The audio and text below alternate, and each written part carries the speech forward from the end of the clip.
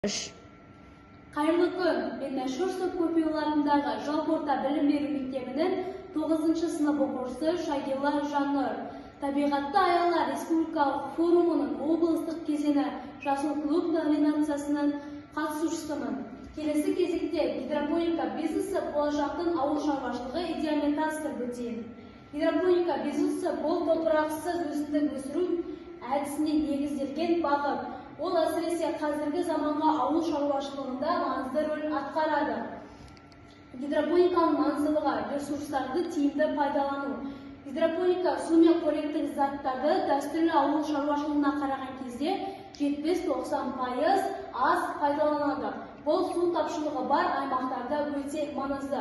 Жыл бойы өнім өндіру.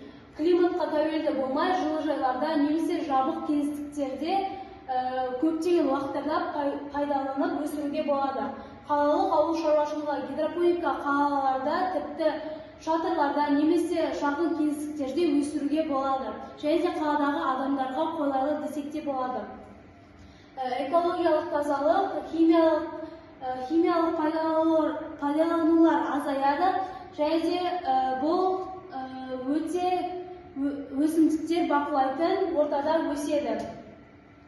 Гидропониканың пайдасы жоғарғы өнімділік.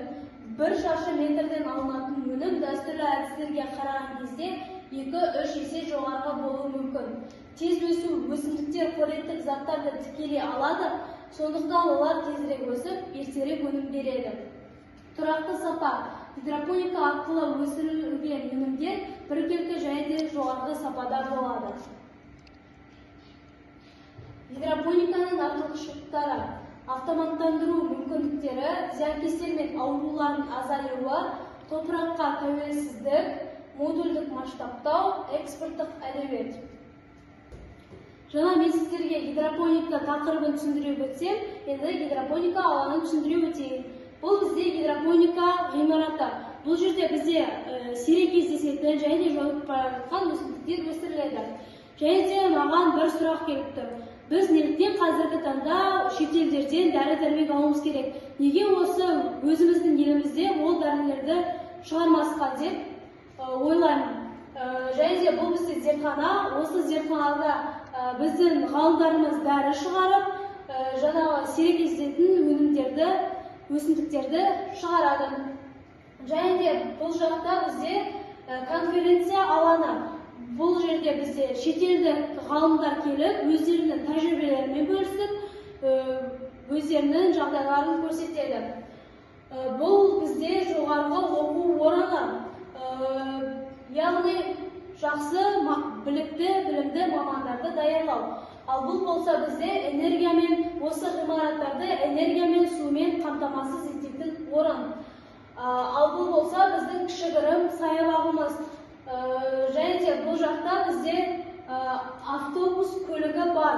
Жаңағы жас студенттерді тауға апарып тәжірибелермен бөлістіреді. Енді жалпы өзімнің бизнес идеямды қорытындылай кетсем, дәстүрлі әдістерге қараған кезде 70-90% су үнемдеу, шаршы метрге шаққанда 2-3 есе өнімділікті арттыру, білікті мамандар шығару. Және де өзімнің идеямды 3 сипатпен толықтыра кетсем, біріншіден елімізге медицинада жаңа дәрілер қосамыз, екіншіден шетелдегі өсімдіктерді зерттеп, еліміздің ауа райына шыдай алатын өсімдіктерді жерімізге егуге мүмкіндік аламыз, үшіншіден білімді мамандар даярлаймыз. Менің өзімнің бизнес идеям болашақта өз жалғасын табады деген ойдамын. Себебі бұл жобада тек қана өсімдіктер өсіріп қана қоймай, білімді мамандар даярлап, сирек кездесетін өсімдіктер мен олардың жаңа түрлерін шығарып, дәрігерлер әзірлеп, шетелдік ғалымдардың тәжірибе алмасуға мүмкіндік береді. Болашақта жоғарғы табыс әкелетін және тұрақты бизнеске айналуы мүмкін. Болашақ біздің қолымызда.